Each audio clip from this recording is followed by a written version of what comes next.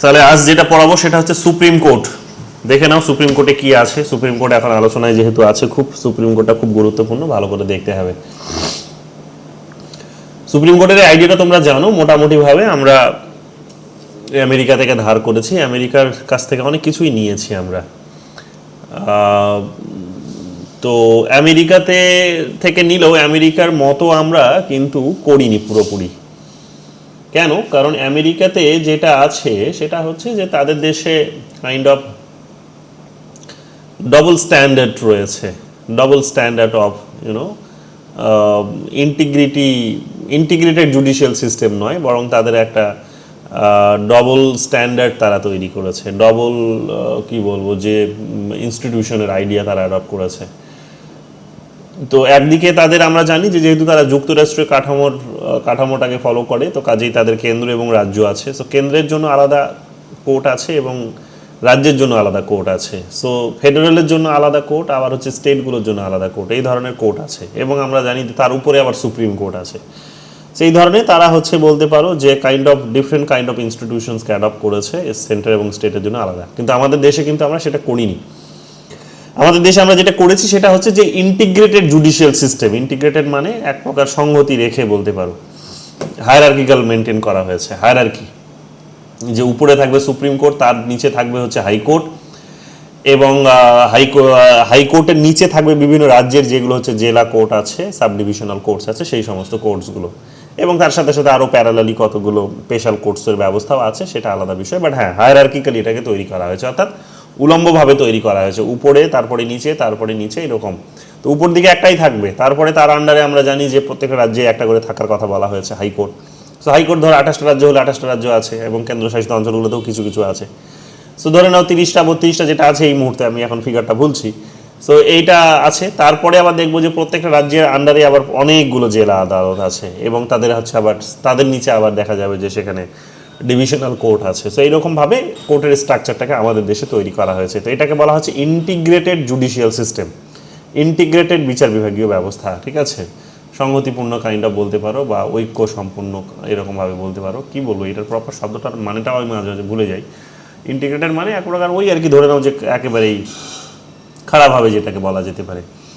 যাই হোক, এরপরে চলে আসে এখানে যে আমাদের এগুলো বলে দিলাম তোমাদের আমি। এরপরে যেটা এখানে বলা হচ্ছে সেটা হচ্ছে যে আমাদের দেশে সুপ্রিম কোর্ট প্রথম চালু হয়েছিল কত সালে? 1950 সালের স্বাধীন ভারতে আর কি। তো স্বাধীন ভারতের প্রথম আমাদের দেশে সুপ্রিম কোর্টের ব্যবস্থা ইন্ট্রোডিউস হচ্ছে 1950 সালের 28শে জানুয়ারি। তার আগে কি তাহলে ছিল না? ব্রিটিশ ভারতে কি ছিল না? ব্রিটিশ ভারতেও ছিল, ব্রিটিশ ভারতেও সুপ্রিম কোর্ট ছিল। ক্যালকাটা হাইকোর্টই তখন সুপ্রিম কোর্টের ভূমিকা পালন করতো। তো যাই হোক, স্বাধীন ভারতে আমরা দেখতে পাবো যে সেই সুপ্রিম কোর্টকে আলাদাভাবে তৈরি করা হলো। তো সুপ্রিম কোর্টের একটা আলাদা মডেল তৈরি হয়েছে। তো এখানে আমরা দেখতে পাবো 28শে জানুয়ারি 1950।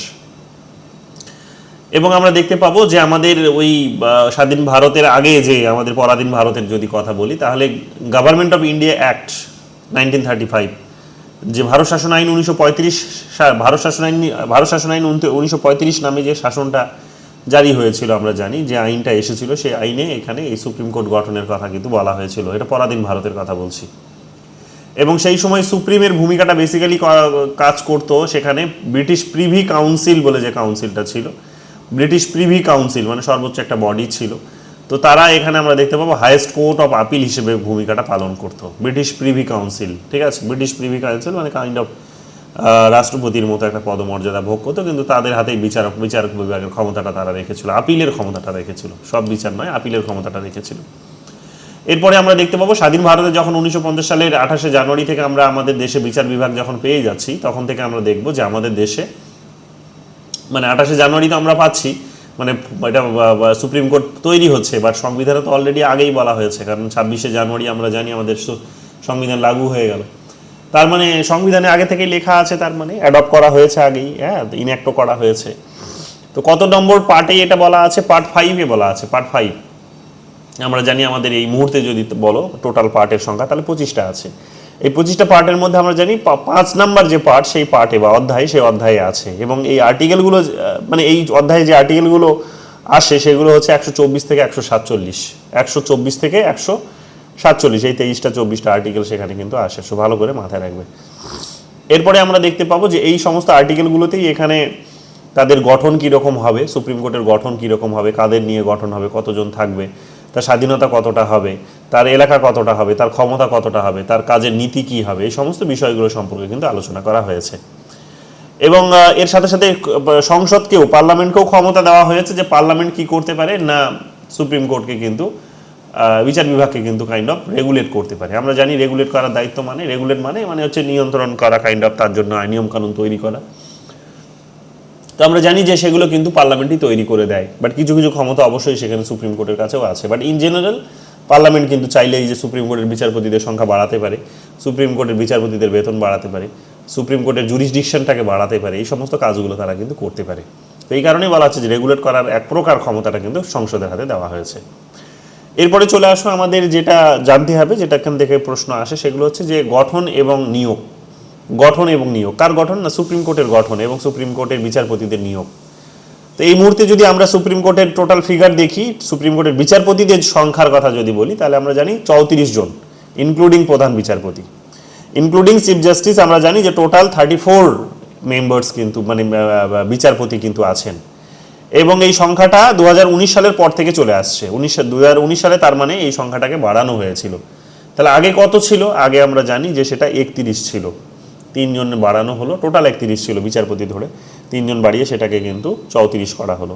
সো 34 করা হয়েছে, 34। তাহলে শুরুতে কত ছিল? শুরুতে কত ছিল যখন সংবিধান আসে আমাদের দেশে? শুরুতে ছিল এই সংখ্যাটা 8। শুরুতে ছিল এই সংখ্যাটা 8 জন। আমরা দেখতে পাবো 8 জন, ঠিক আছে। শুরুতে এই সংখ্যাটা ছিল 8 জন, একজন চিফ জাস্টিস এবং অন্য 7 জন হচ্ছে কিন্তু অন্যান্য বিচারপতি, অর্থাৎ প্রধান বিচারপতি সহ 8 জন সেখানে কিন্তু সংখ্যা ছিল। প্রধান বিচারপতি সহ 8 জনের কথা সেখানে কিন্তু বলা হয়েছিল। এই সংখ্যাটিকে আমরা বাড়াতে দেখলাম, যে এই সংখ্যাটিকে আমরা বাড়াতে দেখলাম 1956 সালে, এটাকে করা হলো 11, ইনক্লুডিং চিফ জাস্টিস। যদি চিফ জাস্টিসকে বাদ দিয়ে বলো তাহলে হচ্ছে 10। অন্যান্য বিচারপতিদের সংখ্যাটাকে বাড়ানো হলো। চিফ জাস্টিস তো চিফ জাস্টিসের জায়গাতেই থাকবেন, ওইটাকে তো বাড়ানো হচ্ছে না, অন্যান্য যারা বিচারপতি আছেন তাদের সংখ্যাটাকে বাড়ানো হচ্ছে। সো এই সংখ্যাটা হয়ে গেল কত? এই সংখ্যাটা হয়ে গেল 10 হলো এই সংখ্যাটা 1956 সালে, ঠিক আছে। অন্যান্য বিচারপতির সংখ্যাটা 10 হলো, 7 থেকে বেড়ে 10 হয়ে গেল। 60 সালে হয়েছিল এটা কত? 13।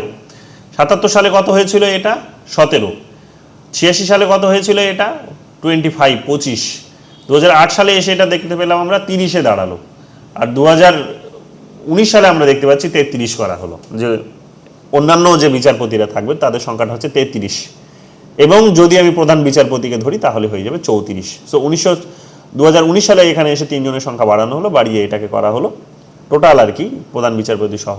তো 31 ছিল প্রধান বিচারপতি সহ, সেটাকে 19 সালে বাড়িয়ে এসে করা হলো 34। সো এইরকমভাবে আমরা দেখতে পেলাম যে বিচারপতির সংখ্যাটাকে কিন্তু বাড়ানো যেতে পারে।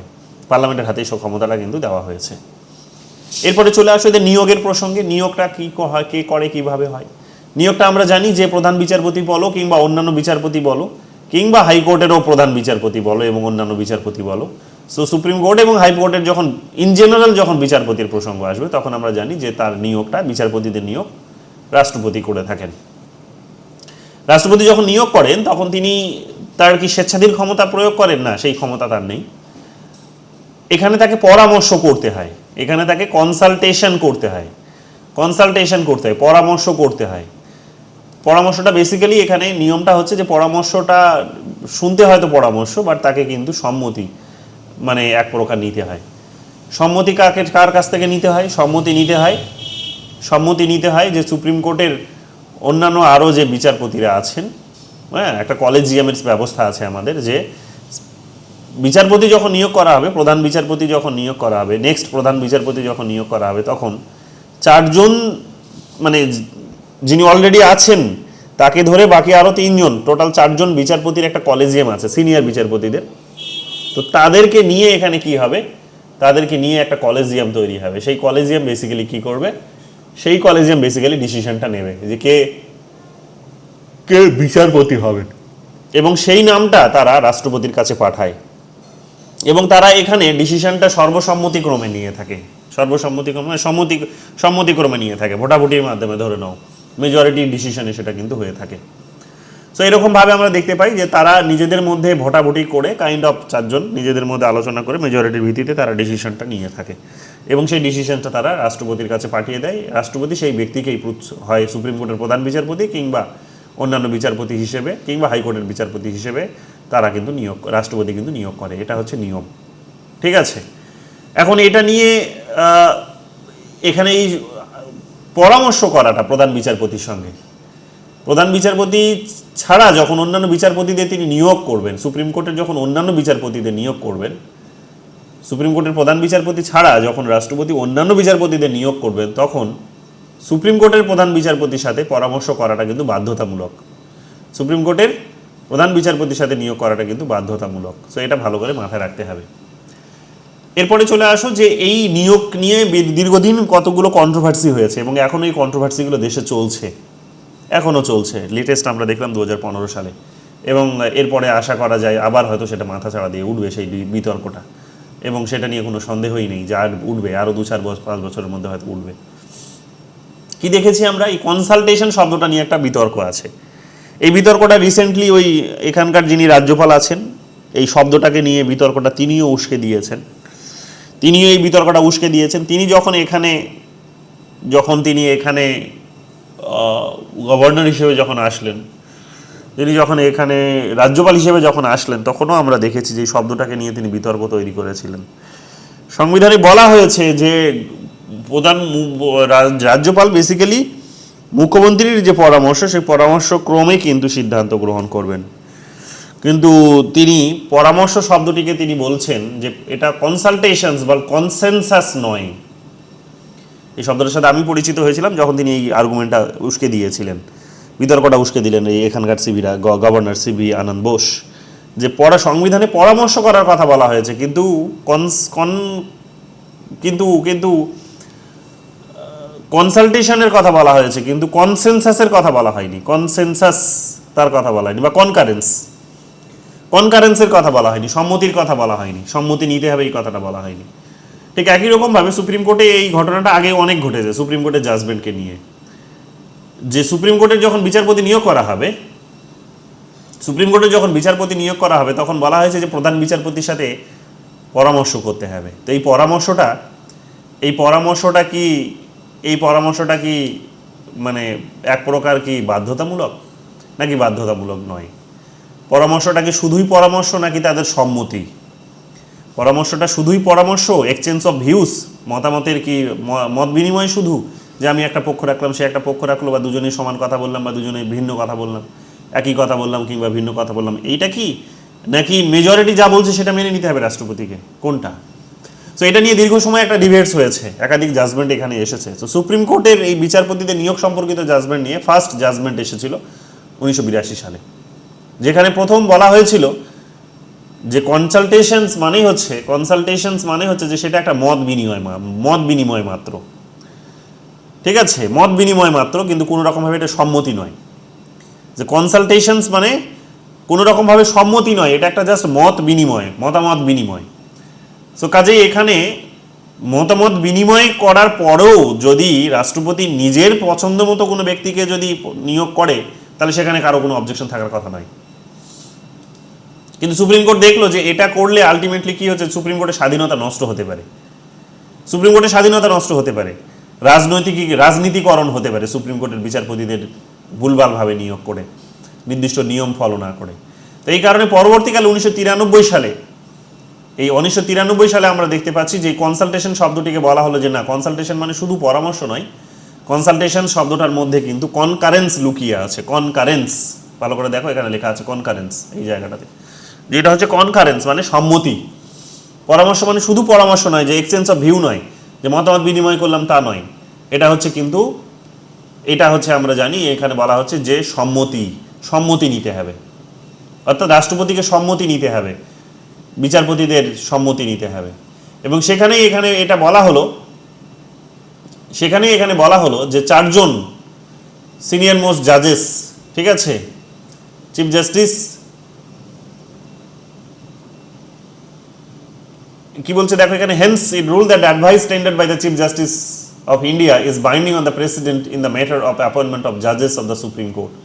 যে বিচারপতিদের যখন নিয়োগের প্রসঙ্গ আসবে তখন এখানে এখানে আমরা মুখ্য যে বিচারপতি আছে তার সাথে পরামর্শ করাটা কিন্তু গুরুত্বপূর্ণ, মানে এটা বাধ্যতামূলক।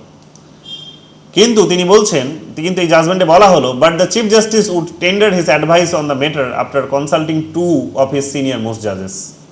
কিন্তু তিনি এখানে আরও অন্যান্য তার যে সিনিয়র দুজন আছেন, সিনিয়র 4 জনের গল্পটা আমি অন্য জায়গায় আসছি, আপাতত এখানে বোঝো 3 জনের কথা। 4 জন যে সিনিয়র মোস্ট আছেন, 2 জন যে সিনিয়র আছেন, মানে প্রধান বিচারপতি এবং তারপরে যারা একেবারে সিনিয়র যারা আছেন ওনার পরে যারা ধরে নাও এক প্রকার প্রধান বিচারপতি হওয়ার সম্ভাবনা আছে, তো এইরকম দুজনের সাথে কি করতে হবে, পরামর্শ করতে হবে। এইরকম দুজনের সাথে পরামর্শ করে মেজরিটির ভিত্তিতে ডিসিশন নিয়ে সেখানে কিন্তু রাষ্ট্রপতিকে পাঠাতে হবে।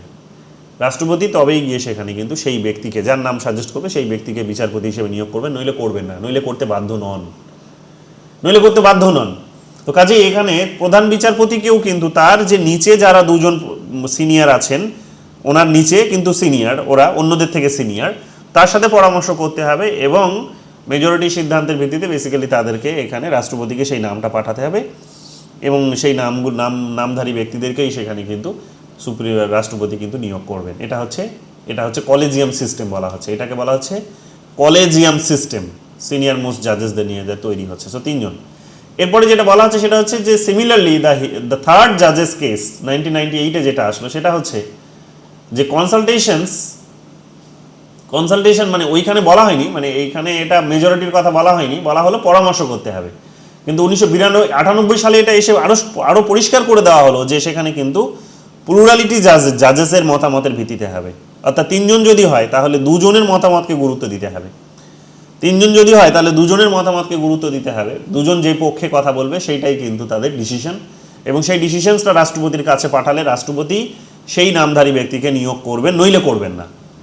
সো এখানে 92 সালে এসে যেটা বলা হলো, 93 সালে যেটা বলা হলো সেটা হচ্ছে যে চিফ জাস্টিসকে তার সিনিয়র আরও তার নিচে যারা আছেন কিন্তু সিনিয়র, তারা 2 জনের সাথে পরামর্শ করতে হবে। আর 98 সালে এসে বলছে যে শুধু পরামর্শ করলে হবে না, বরং সেটা হচ্ছে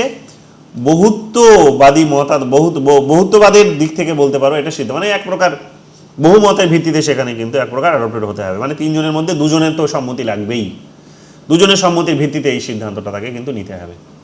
সো এই ধরনের কথাগুলো এখানে কিন্তু 1998-এ এসে বলা হলো, এবং এইগুলো যদি না হয় কোনো রকমভাবেই না করেই যদি তিনি 2 জনের সাথে পরামর্শ করেছেন, কিন্তু দেখা গেল যে ওই 2 জন যাকে ভোট ফেভার করছেন প্রধান বিচারপতি তাকে ফেভার করছেন না, প্রধান বিচারপতির বক্তব্য আলাদা আর ওদের 2 জনের বক্তব্য আলাদা, কিন্তু জিতলো কে, ওরা 2 জন, কারণ সংখ্যা ওদের বেশি। সো ওদের নামটা পাঠানো হবে, কিন্তু কিন্তু যদি প্রধান বিচারপতি এদের সাথে আলোচনাই করেনি বা আলোচনা করেছে অন্য কোনো নাম সাজেস্ট করেছে যেটা প্রধান বিচারপতির পছন্দ নয়, কিন্তু প্রধান বিচারপতি তারপরও নিজের পছন্দের নামটাই রাষ্ট্রপতির কাছে পাঠিয়ে দিয়েছে যে একেই নিয়োগ করতে হবে, রাষ্ট্রপতি কিন্তু এটা মানতে বাধ্য নয়।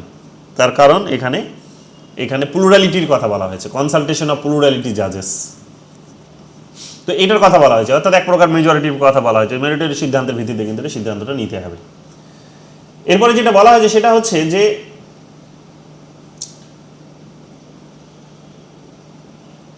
এরপর যেটা এখানে বলা হচ্ছে সেটা হচ্ছে যে সরকার আবার চেষ্টা করেছে, সরকার এই মুহূর্তে যে সরকার এখন ক্ষমতায় আছে তারা চেষ্টা করেছে যে এই যে কলেজিয়াম সিস্টেম, যেখানে 3 জন বিচারপতি মিলে ডিসাইড করছে যে পরের প্রধান বিচারপতি কে হবে বা অন্যান্য বিচারপতি কারা হবেন, তারা ডিসাইড করছে 3 জন মিলে, 3 জনের মধ্যে মেজরিটি সিদ্ধান্তের ভিত্তিতে ডিসাইড হচ্ছে এবং সেই নামগুলোকেই পাঠানো হচ্ছে রাষ্ট্রপতির কাছে এবং সেই নামধারী ব্যক্তিদেরকেই রাষ্ট্রপতি নিয়োগ করছে। এই যে ব্যবস্থা, এই ব্যবস্থাতে বর্তমান সরকারের দৃষ্টিভঙ্গি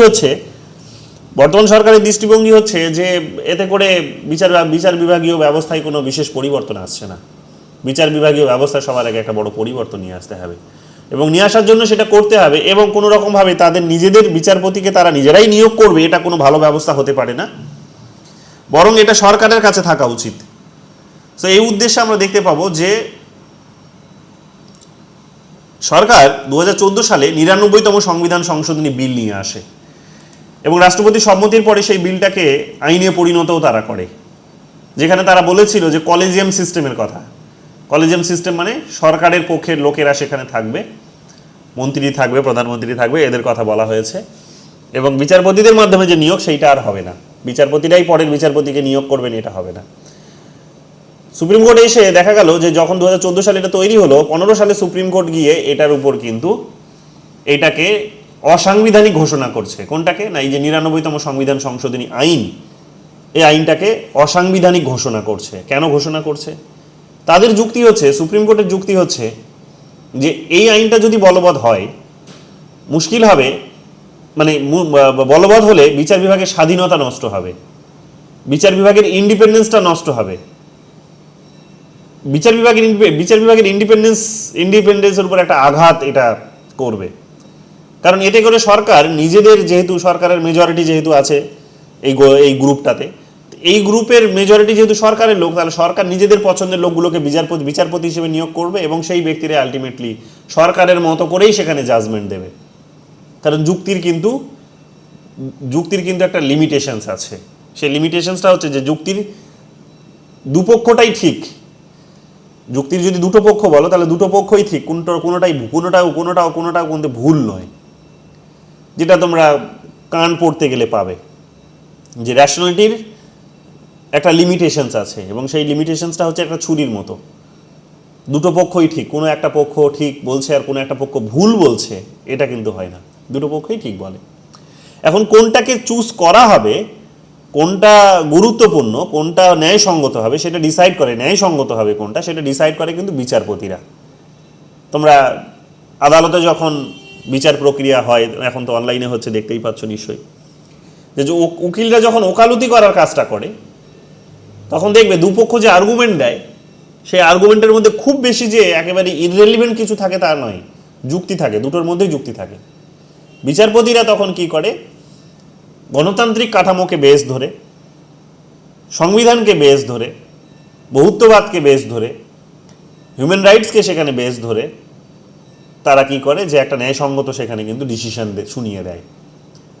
সো এখন এগুলো অনেক সময় কিন্তু নির্ভর করে ব্যক্তির উপরে, যে কে জাজমেন্টটা দিচ্ছে, এটাও হয় কিন্তু কে জাজমেন্ট দিচ্ছে তার উপরে। যেমন ধরে নাও, এই যে কুকুরদের বন্দি করো, ধরো এবং সেখানে নিয়ে গিয়ে তাদের আটকে রাখো, তাদেরকে রাস্তায় ছাড়া যাবে না, এই যে জাজমেন্টটা দিল সুপ্রিম কোর্ট, তো কিছুদিন আগেই তো দিয়েছে, বেশি দিনও, 1 মাসও তো বোধহয় হয়নি, এখনো 15 দিনও হয়নি বোধহয় ঠিক করে। তো সেই 15 দিনের জাজমেন্টকে সুপ্রিম কোর্ট আবার নিজেই বদলে দিচ্ছে, কারণ আগে যারা জাজমেন্ট দিয়েছিল হয়তো বা তারা জাজমেন্টটা দেয়নি এইবার। বা অনেক সময় দেখা যায় হাইকোর্টে যে জাজমেন্ট এসেছে সুপ্রিম কোর্টে গিয়ে উল্টে যায়। সুপ্রিম কোর্টের সিঙ্গেল বেঞ্চ যে ডিসিশন শুনিয়েছে সেটা হচ্ছে কনস্টিটিউশনাল মানে বেঞ্চ, মানে কি বলবো, যে একটা সিঙ্গেল বেঞ্চের ডিসিশন হচ্ছে, সেখানে জয়েন্ট মানে মেজরিটি মেম্বার্সের বেঞ্চে সেখানে গিয়ে বদলে যায়। তার মানে এগুলো ব্যক্তির কিন্তু দৃষ্টিভঙ্গির উপর নির্ভর করে। রাহুল গান্ধীকে সেখানে সাজা শোনালো হচ্ছে কিন্তু একটা কোর্ট, যে তিনি সেখানে একটা অপরাধ করেছেন, আবার সুপ্রিম কোর্ট তাকে ছেড়ে দিল। এগুলো ডিপেন্ড করে হচ্ছে যে কারা ওখানে বসে আছে, তারা কোন যুক্তিটাকে ফলো করবে। দিল্লি সরকারের বিভিন্ন মন্ত্রীকে, ইনক্লুডিং চিফ মিনিস্টার দিল্লি সরকারের, জেলে ভরে দিল। কেন না, কারণ তারা দুর্নীতি করেছে। তো দুর্নীতি করেছে সেটা তো প্রমাণ করতে হবে, তারা বললে আমরা প্রমাণ করে দেব। তারা এখন আর কোনো প্রমাণ খুঁজে পাচ্ছে না, দীর্ঘ 1-1.5 বছর 2 বছর জেলে আটকে রেখে তারা আর এখন কোনো প্রমাণ খুঁজে পাচ্ছে না। এখন সুপ্রিম কোর্ট তাদের ছেড়ে দিতে বাধ্য হলো। তো এটা তো শুরুতেই করতে পারতো, ওদের কাছে চাইতে পারতো যে তোমার কাছে কি প্রমাণ আছে, আগে দেখাও, তারপরে অ্যারেস্ট করো, কারণ তুমি তো সাধারণ কোনো ব্যক্তিকে অ্যারেস্ট করছো না, সে তো মুখ্যমন্ত্রী। কিন্তু করলো না। তো এগুলো অনেক সময় ডিপেন্ড করে যে কার আন্ডারে কে, এটা কোন বিচারক এই বিচার প্রক্রিয়াটার কাজগুলো করছেন। কারণ মানুষকে এড়িয়ে গিয়ে সম্পূর্ণ রকমভাবে মেশিনারি ওয়েতে সিস্টেম চালানো যায় না, এবং মানুষ যেখানে থাকবে সেখানে হয়তো সেখানে তার যে সামাজিক দৃষ্টিভঙ্গি, তার যে রাজনৈতিক, বলবো না এখানে বিচারপতিদের রাজনৈতিক দৃষ্টিভঙ্গি বলাটা ঠিক হবে না, তার যে সামাজিক দৃষ্টিভঙ্গি, সমাজটাকে সে যেভাবে দেখতে চায়, সেই দৃষ্টিভঙ্গিগুলো সেখানে হয়তো তার, বা যে মাধ্যমে সমাজটাকে উন্নতি করার কথা বলছে, যে আদর্শে সমাজটাকে উন্নতি করার কথা বলছে, তো সেই আদর্শগত তার একটা কিন্তু বায়াসনেস সেখানে চলেই আসে, এটাকে ইগনোর করা যায় না। সো যাই হোক, এখানে আমরা দেখতে পেলাম যে বিচারপতিরা তারা ইনভ্যালিড ঘোষণা করে দিল এবং বাতিল বলে ঘোষণা করে দিল, অসাংবিধানিক এবং বাতিল বলে ঘোষণা করে দিল যে 99তম সংবিধান সংশোধনী আইন যেটা সরকার তৈরি করেছিল সেটা অসাংবিধানিক। কেন? তার কারণ হচ্ছে এটা সুপ্রিম কোর্টের যে বিচার বিভাগের যে স্বাধীনতা, সেই স্বাধীনতাতে কিন্তু এটা আঘাত করবে, বাতিল করে দিল।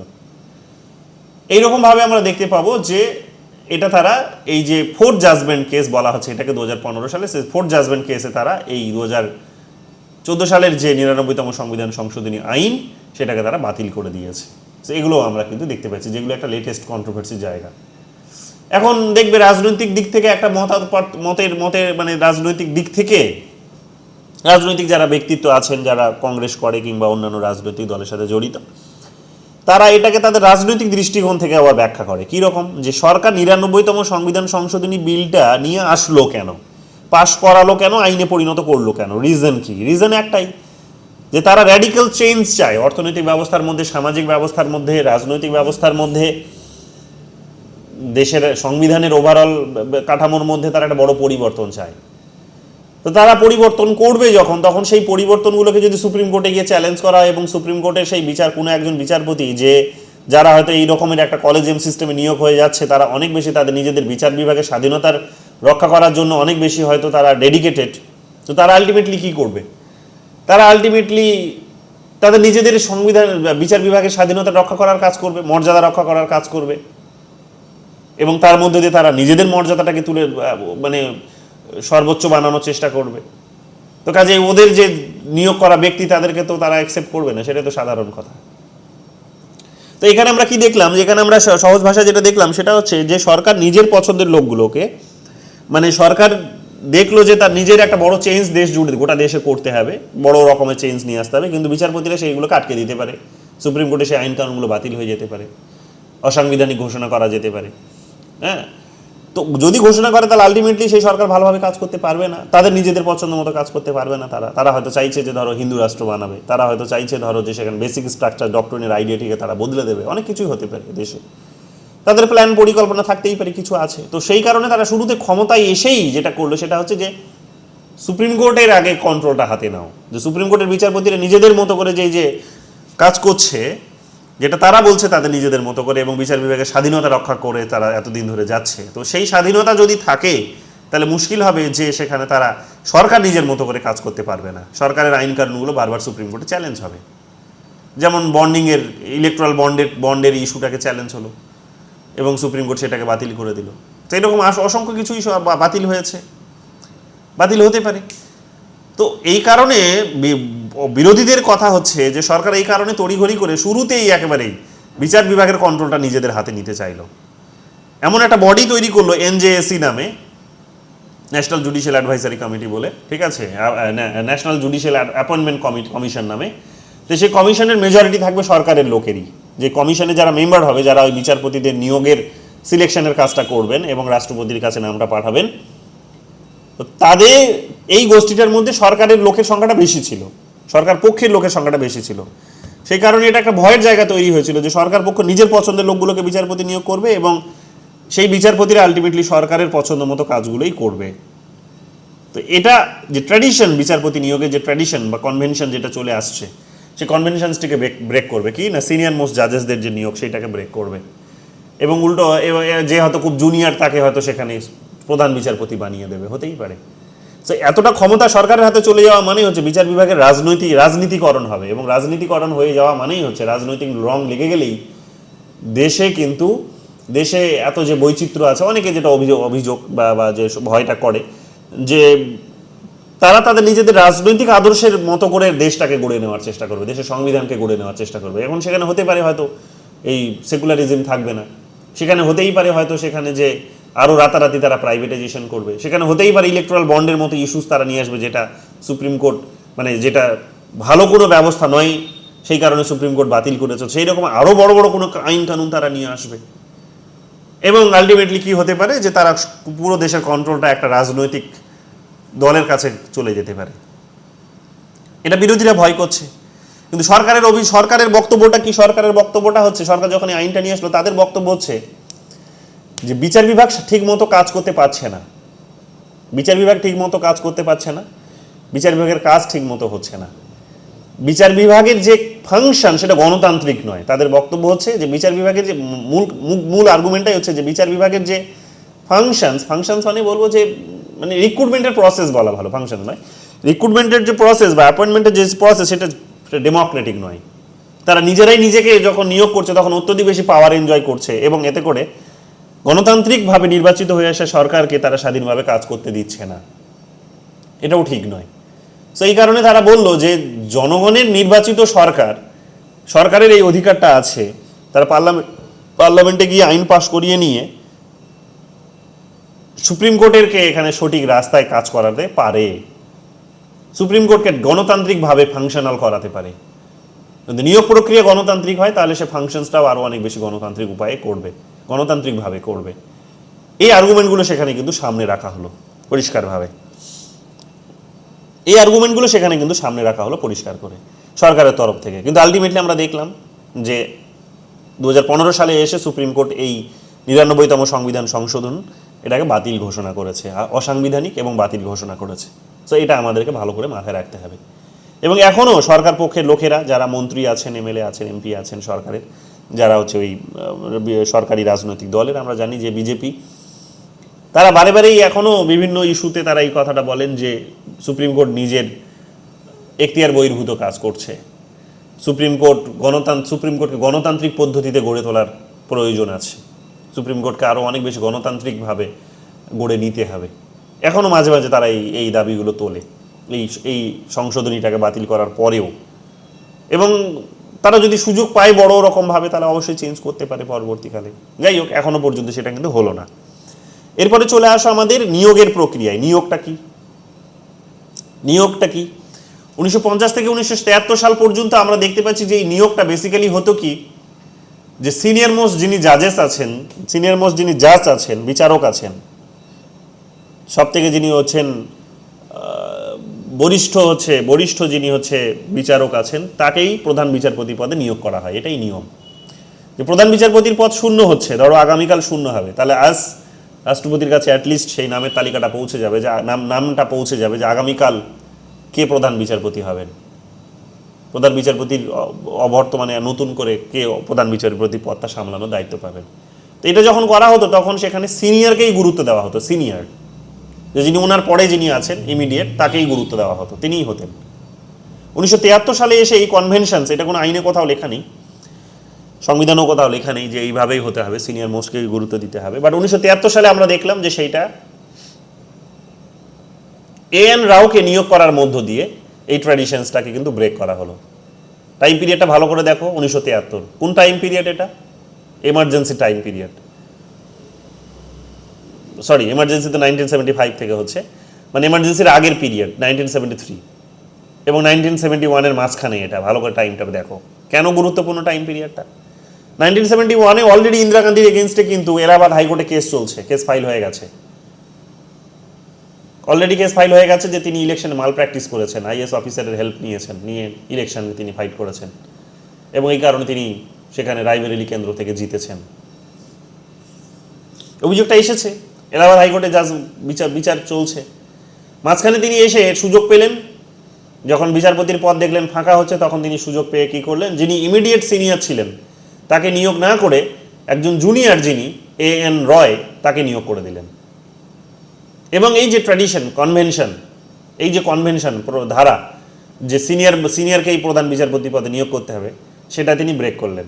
কিন্তু কেন করলেন? রাজনৈতিক কারণ কী ছিল? রাজনৈতিক কারণ এটাই ছিল যে যিনি সিনিয়র ছিলেন, যিনি হওয়ার যোগ্য, যে সিনিয়রিটির বেসিসে উনিই পেতেন, ওনাকে না করার একটা রিজনস হচ্ছে যে ওনাকে যদি করা হয়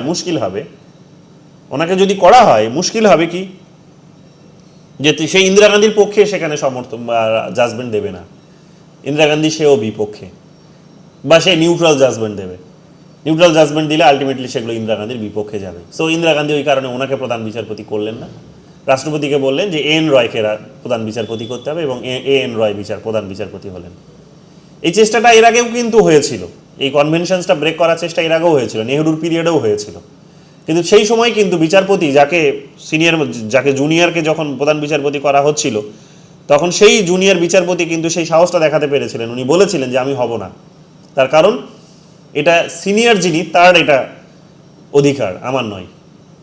কনভেনশন তাই বলছে, এটা আমাদের বিচার বিভাগের ঐতিহ্য তাই বলছে যে যিনি সিনিয়র তিনিই পাবেন, জুনিয়র পাবেন না।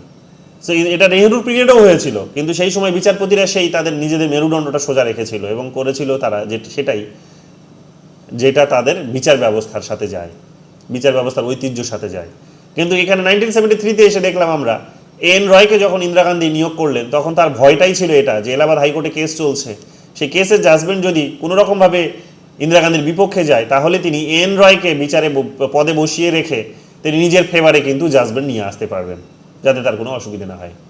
এবং এটাও হয়েছিল তাই, ঠিক আছে, এটা কিন্তু হয়েও ছিল তাই। এরপরে আমরা দেখতে পাবো 1977 সালে তিনি আবার 1977 সালে জানুয়ারি মাস নাগাদ তিনি দেখবো আমরা আবার এখানে দেখো এই যে বলাই হয়েছে 1977 সালে জানুয়ারি মাসে তিনি এখানে মির্জা হামিদুল্লাহ বেক নামে একজন বিচারপতিকে জুনিয়র যিনি ছিলেন তাকে এখানে প্রধান বিচারপতি নিয়োগ করলেন।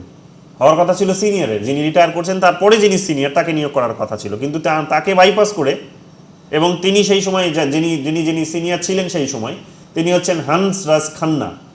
হান্সরাজ খান্নাকে নিয়োগ করার কথা ছিল, উনি সিনিয়র ছিলেন, উনিই হতেন প্রধান বিচারপতি। কিন্তু এই হান্সরাজ খান্না নিউট্রাল জাজমেন্ট দিচ্ছিলেন, সরকারের পক্ষে যেগুলো যাচ্ছিল না বিপক্ষে যাচ্ছিল, কাজে ইনি এনাকে প্রধান বিচারপতি করলেন না।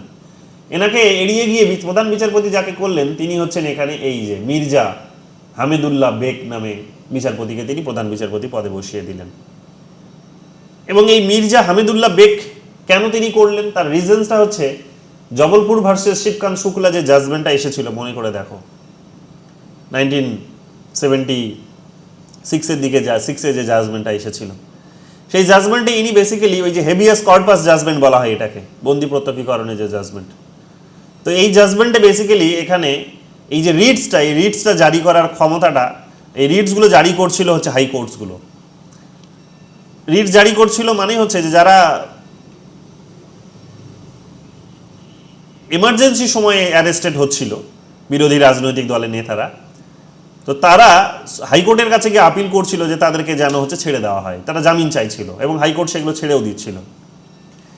এবং এটার বিরুদ্ধে তখন দেখা যাবে বা ছাড়ছিল না, কোথাও ছাড়ছিলও না, কোথাও ছাড়ছে কোথাও ছাড়ছে না। তো এগুলোর বিরুদ্ধে আমরা দেখতে পাবো যে যখন সুপ্রিম কোর্টে আপিল হয় যে মানুষের যে মৌলিক অধিকার হেভিয়াস কর্পাস সেটা কিন্তু ভায়োলেট হচ্ছে, তো তখন সেখানে এডিএম জবলপুর ভার্সেস এই যে এডিএমই কেসটা করেছিল, আর তার এগেনস্টে ছিলেন শিবকান্ত শুক্লা, ঠিক আছে, এডিএমই অ্যারেস্টটা করেছিল আর তার এগেনস্টে শিবকান্ত শুক্লা ছিল। তো এরা তখন কেস ফাইল করে, ইনি কেস ফাইল করেন এবং আলটিমেটলি দেখা যায় যে এই মির্জা হামিদুল্লাহ বেক তিনি বেসিক্যালি সরকারের পক্ষে কথা বলেছিলেন যে সরকার যখন জাতীয় জরুরি অবস্থা ঘোষণা করেছে তখন নিশ্চয়ই তার একটা মহৎ উদ্দেশ্য আছে। এখন মানুষের মৌলিক অধিকারগুলো যদি এই সময়ের মধ্যেও উপভোগ করতে দেই, আমরা উপভোগ করার যদি তারা সুযোগ পায়, তাহলে মুশকিলটা হবে যে জাতীয় জরুরি অবস্থার কোনো গুরুত্ব থাকবে না। জাতীয় জরুরি অবস্থা কেন ইম্পোজ করা হয়েছিল? কারণটা ছিল জাতীয় জরুরি অবস্থা ঘোষণা করার যে ইন্টারনাল ডিস্টারবেন্স দেশে ঘটছে, কারা ঘটাচ্ছে না এই ধরনের রাজনৈতিক বিরোধীরাই ঘটাচ্ছিল। জয়প্রকাশ নারায়ণ থেকে শুরু করে মোরারজি দেশাই থেকে শুরু করে অন্যান্য আরও রাজনৈতিক নেতারা তারাই করছিল। তো সংবিধানের মধ্যে যেহেতু ইন্টারনাল ডিস্টারবেন্সের শব্দটা ছিল, যেটাকে ইউজ করে এমার্জেন্সি ঘোষণা করা যায়, ইন্দিরা গান্ধী সেই কারণে এমার্জেন্সি ঘোষণা করে দিয়েছিলেন। কিন্তু আমরা কি দেখলাম?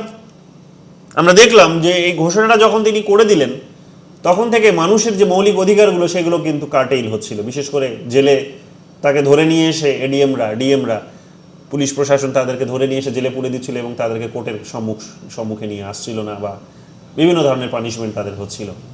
তো এই কারণে হাইকোর্টে আপিলগুলো হচ্ছিল, বিভিন্ন হাইকোর্ট বিভিন্ন ধরনের জাজমেন্ট দিচ্ছিল, ছাড়া হবে কেউ বলছে ছাড়া হবে না, কেউ জামিন দিচ্ছে কেউ জামিন দিচ্ছে না। ফাইনালি সুপ্রিম কোর্টের কাছে যখন একটা আপিল পৌঁছয়, শিবকান্ত শুক্লা যখন আপিল করেন তখন এই জাজমেন্ট আসে যে সরকারের পক্ষটাকে আমাদের সমর্থন করা উচিত, যে দেশে অস্থিরতা তৈরি হয়েছে বলেই সরকার ইমার্জেন্সি ঘোষণা করেছে, কাজে যারা অস্থিরতা তৈরি করছে তাদেরকে অ্যারেস্ট করা হয়েছে। এখন তাদেরকে যদি জামিন দিয়ে দেওয়া হয় তাহলে আবার তারা হই হুল্লোড় করবে, তো এদের তো ছাড়া উচিত নয়। কিন্তু দেশের জনগণের তখন এক প্রকার, বা বিরোধীদের তো এই সময় এক প্রকার আর্গুমেন্ট ছিল এটাই যে সরকার তো রাজনৈতিক মতামতকে কার্টেল করার জন্য রাজনৈতিক অস্ত্র হিসেবে ব্যবহার করেছে ইমার্জেন্সিকে। দেশে তো এই ধরনের কোনো সশস্ত্র বিপ্লব ঘটেনি। তো এখানে দেখতে পাবো আমরা এই যে মির্জা হাবিদুল্লাহ বেগ, তিনি বেসিক্যালি সরকারের পক্ষে কথা বলেছিলেন যে ছাড়া উচিত নয়, এদেরকে জামিন দেওয়া উচিত নয়, মানুষকে জামিন দেওয়া উচিত নয়, বরং সরকারকে আমাদের সমর্থন করা উচিত। তো পরিষ্কার তিনি বুঝিয়ে দিয়েছিলেন তিনি সরকারের পক্ষে আছেন। তাই দেখতে পেলাম আমরা যে 1977-এ এমইউ বেগকে, এই যে মির্জা হামিদুল্লাহ বেগকে, যিনি জুনিয়র ছিলেন, তাকে প্রধান বিচারপতির পদে বসিয়ে দেন হচ্ছে ইন্দিরা গান্ধী, সিনিয়রকে বাইপাস করে, সিনিয়রকে সুপারসেট করে এখানে সুপারসিডিং করে আমরা দেখতে পাচ্ছি যে জুনিয়র যিনি ছিলেন মির্জা হামিদুল্লাহ বেগ, তাকে প্রধান বিচারপতি করে দিল, এবং এটা গোটা দেশ জুড়ে একটা বিতর্ক তৈরি হয়েছিল। যদিও পরবর্তীকালে আমরা দেখতে পাবো যে 1980 সালে মেনকা গান্ধী কেসে আমরা দেখতে পাবো, 1980 সালে তো মেনকা গান্ধী কেস হয়েছিল, তাই না?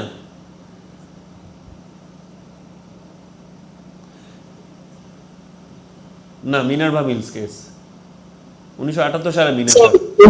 1980-তে তো মিনার্ভা মিল কেসটা হয়েছিল। মিনার্ভা মিলস কেস, মেনকা গান্ধী কেস 1978 সালে হয়েছিল। মিনার্ভা মিলস কেস 1980 সালে হয়েছে। তো সেই জাজমেন্টগুলোতে তোমরা দেখবে 1978 সালেই দেখবে এই যে আগের যে জাজমেন্ট,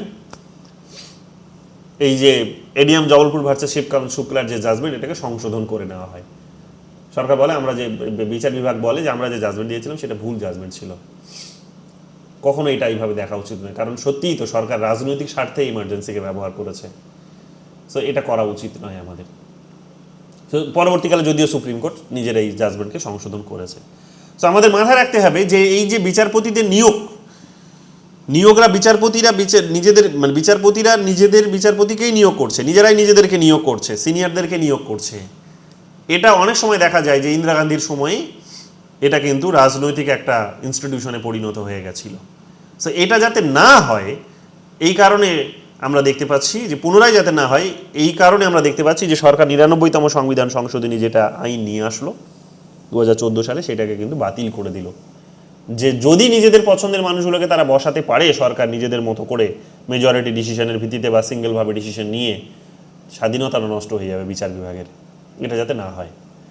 যাই হোক, এই বিষয়টা আমরা এখানে দেখতে পাবো যে এটা খুব গুরুত্বপূর্ণ একটা বিষয় কিন্তু সেখানে আমাদের সংবিধানে, সেটা আমাদের ভালো করে মাথায় রাখতে হবে। এরপরে যেটা আমরা দেখতে পাচ্ছি সেটা হচ্ছে যে আমাদের সুপ্রিম কোর্টের যে বিচারপতিদের যে নিয়োগের যে যোগ্যতা, সেই যোগ্যতাগুলো কি কি? অবশ্যই তাকে ভারতীয় নাগরিক হতে হবে, ভারতীয় নাগরিক অবশ্যই হতে হবে, এবং তার সাথে তাকে কোনো একটি হাইকোর্টে 5 বছর কিংবা একাধিক হাইকোর্টে হতে পারে, সব মিলিয়ে 5 বছর তাকে হাইকোর্টের বিচারক হিসেবে কাজ করতে হবে। অথবা মানে প্রথম দুটো কন্ডিশন যদি ফুলফিল হয়ে যায় তাহলে আর অথবার প্রসঙ্গ আসে না। কিন্তু প্রথমটা সে তো ফুলফিল করছে যে সে ভারতের নাগরিক, কিন্তু কোনো হাইকোর্টে সে 5 বছর কাজ করেনি, তার বিচারপতি হিসেবে নিয়োগই পায়নি, তো কাজ করবে কি করে? তো অসুবিধে নেই, তার জন্য তাকে কি করতে হবে? অপশন বিটাকে ফুলফিল করতে হবে। অর্থাৎ 10 বছর যদি 5 বছর যদি বিচারক হিসেবে না কাজ করে, তাহলে 10 বছর সে কি করতে পারে? একটা কিংবা একাধিক হাইকোর্ট মিলিয়ে 10 বছর সে যদি, সেই ব্যক্তি যদি, সেই ভারতীয় নাগরিক যদি অ্যাডভোকেট হিসেবে যদি কাজ করে, লয়ার নয় অ্যাডভোকেট বলেছে, ভালো করে ধ্যান দেবে, লয়ার আর অ্যাডভোকেটের মধ্যে পার্থক্য আছে, এই শব্দগুলো নিয়েই খেলা করে। সো অ্যাডভোকেট হিসেবে সে যদি কাজ করে, কাজ করার যদি অভিজ্ঞতা থাকে, তবেই সে কিন্তু বিচারক হিসেবে নিয়োগ পাবে, তবেই সে বিচারক হিসেবে নিয়োগ পাবে। এটা হতে পারে। কিংবা এটাও যদি সে ফুলফিল না করে তাহলে কি হবে? তাহলে বেসিক্যালি প্রেসিডেন্টের নজরে তাকে একজন বিশিষ্ট একজন আইনজ্ঞ হতে হবে, প্রেসিডেন্টের নজরে, রাষ্ট্রপতির নজরে তাকে একজন বিশিষ্ট আইনজ্ঞ হতে হবে। সো এই যে কন্ডিশনসগুলো, ভারতের নাগরিক তো হতেই হবে, কিন্তু বাকিগুলোর মধ্যে এই যে এ বি সির মধ্যে যে কোনো একটা শর্ত পূরণ করলে, 2-এর এ বি সির মধ্যে যে কোনো একটা শর্ত পূরণ করলে সে কিন্তু বিচারক হতে পারে, ঠিক আছে? তো এইরকমভাবে আমরা দেখতে পাবো যে সুপ্রিম কোর্টের বিচারপতি হিসেবে নিয়োগ হতে হলে এই শর্তগুলো কিন্তু পূরণ করতে হবে। এবং এটা পরিষ্কার যেটা বুঝিয়ে দিচ্ছে সেটা হচ্ছে যে রাষ্ট্রপতির ক্ষেত্রে বলো, উপরাষ্ট্রপতির ক্ষেত্রে বলো, লোকসভার সদস্যদের ক্ষেত্রে বলো, বিধানসভার সদস্যদের ক্ষেত্রে বলো, রাজ্যসভার সদস্যদের ক্ষেত্রে বলো, কিংবা বিধান পরিষদের সদস্যদের ক্ষেত্রে বলো, প্রত্যেকের ক্ষেত্রেই কিন্তু বয়সের একটা লিমিট আছে, বয়সের কথা বলা হয়েছে। কিন্তু এইখানে কিন্তু কোনো মানে মিনিমাম বয়সের কথা বলা হয়েছে ওইখানে, কিন্তু এখানে কিন্তু মিনিমাম কোনো বয়সের কথা বলা হচ্ছে না। বয়সের কোনো কিন্তু এখানে কিন্তু কোনো টাইম পিরিয়ডের কথা বলা হচ্ছে না। যে কোনো ব্যক্তি এই শর্তগুলোর মানে এই শর্তগুলোর মধ্যে থেকে যে কোনো দুটো শর্ত পূরণ করলে ভারতের নাগরিক, এবং তার সাথে তার পরেরগুলো যে মধ্যে যে কোনো একটা পূরণ করলেই সে কিন্তু বিচারপতি হিসেবে নিয়োগ পাবে, বিচারপতি হিসেবে নিয়োগ পাবে। এটা হচ্ছে একটা সাধারণ বিষয়। এরপরে চলে আসো যেটা বলা হচ্ছে, সেটা হচ্ছে যে তাকে যখন নিয়োগ করা হবে তখন তাকে কে শপথ বাক্য কে পাঠ করাবেন? অবশ্যই সুপ্রিম কোর্টের বিচারপতিকে শপথ বাক্য পাঠ করাবেন রাষ্ট্রপতি, এবং রাষ্ট্রপতিও কিন্তু সুপ্রিম কোর্টের প্রধান বিচারপতিকে, মানে রাষ্ট্রপতি সুপ্রিম কোর্টের প্রধান বিচারপতিকে নিয়োগ শপথ বাক্য পাঠ করে। আবার দেখবে সুপ্রিম কোর্টের প্রধান বিচারপতিও কিন্তু রাষ্ট্রপতিকে শপথ বাক্য পাঠ করায়।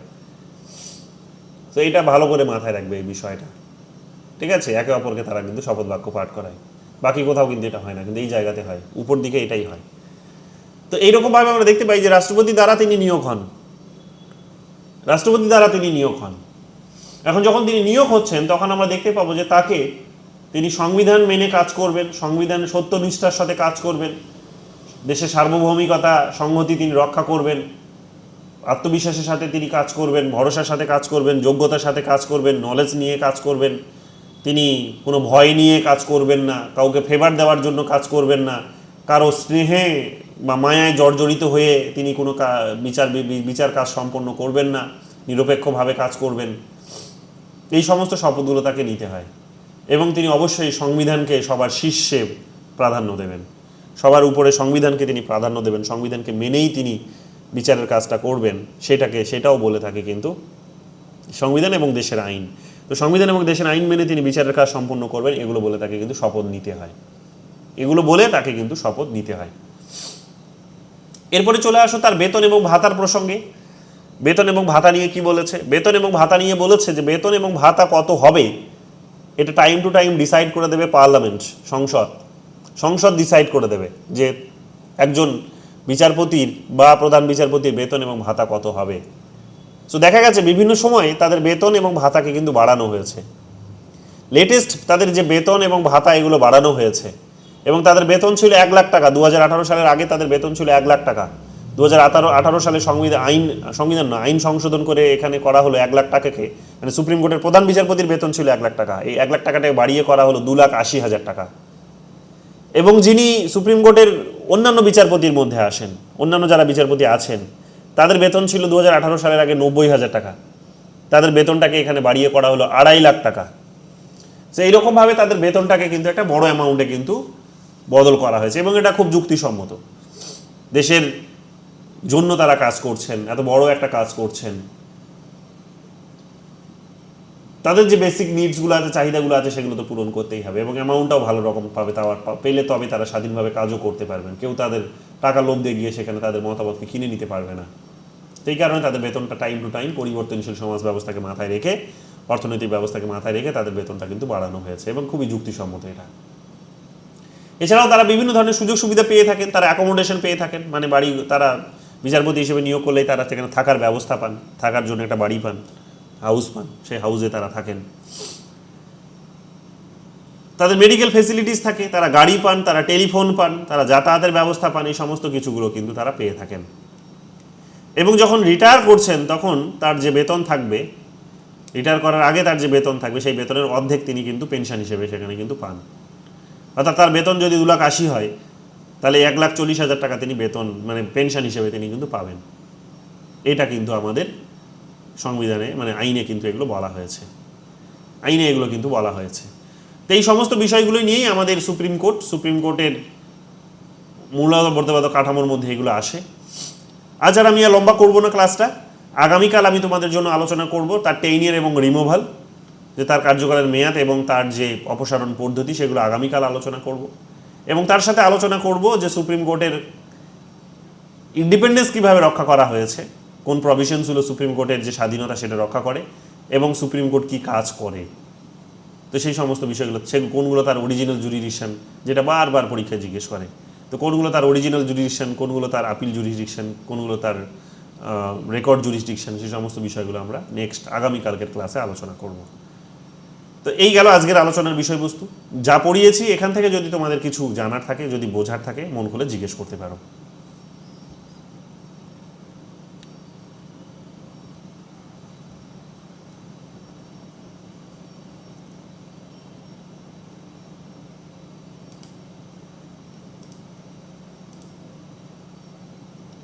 কিছু আছে?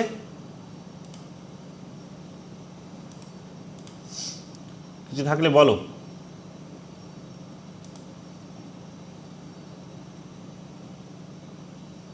বলো কি বলছো?